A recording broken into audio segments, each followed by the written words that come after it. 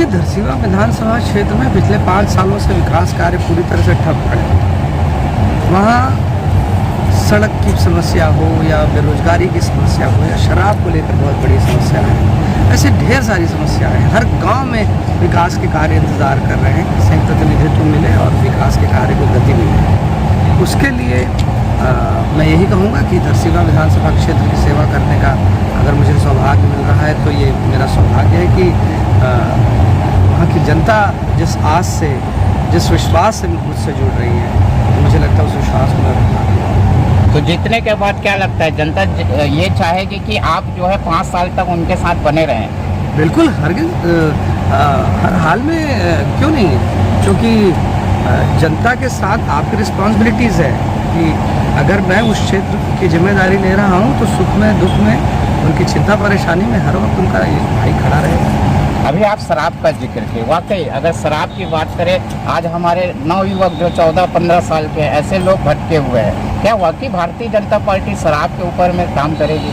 क्यों नहीं करेगी, और हमने काम किया भी था। शराब दुकानों की संख्या में कमी की थी हम लोगों ने, और काफ़ी हमने एक चरणबद्ध तरीके से समाप्त करना शुरू किया। इस सरकार ने तो होम डिलीवरी शुरू करा दी। गांव-गांव, गली-गली में पूछिए, घूम रहे हैं, हर गांव में शराब की भट्टी खुल रही है।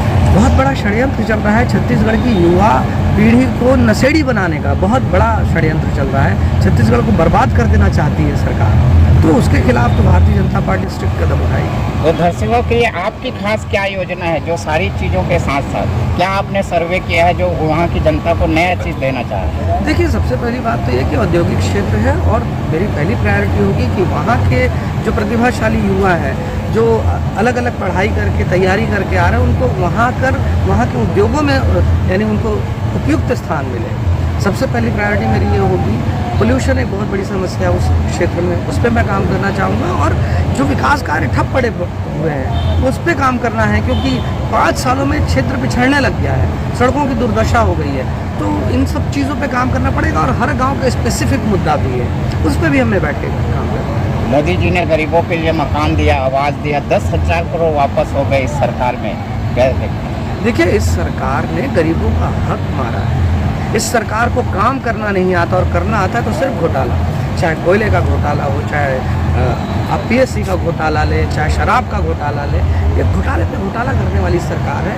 और प्रधानमंत्री जी ने कहा है कि जैसे ही भारतीय जनता पार्टी के मुख्यमंत्री बनेंगे, वो पहला हस्ताक्षर गरीबों को मिलने वाले आवास की फाइल पर करेंगे, उसके बाद अपने।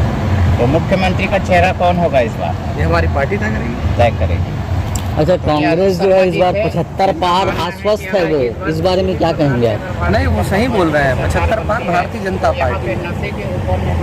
जनता पार्टी को प्रचंड बहुमत मिलने वाली है, और कांग्रेस की सरकार चलने वाली है। ये तो आने वाले समय बताएगा। कहना था गंगा जल लेके की शराबबंदी क्या बीजेपी की सरकार आने के बाद टोटल शराबबंदी होगी? देखिए, भारतीय जनता पार्टी ने इस विषय में काम करना शुरू कर दिया था। चरणबद्ध तरीके से शराब दुकानों को बंद करना शुरू किया था। इस सरकार ने अपने लालच में और भ्रष्टाचार में लिप्त होने के कारण पूरे छत्तीसगढ़ को शराब में डुबा दिया है। निश्चित तौर पर भारतीय जनता पार्टी की सरकार आएगी, इस पर ठोस कदम उठाएगी।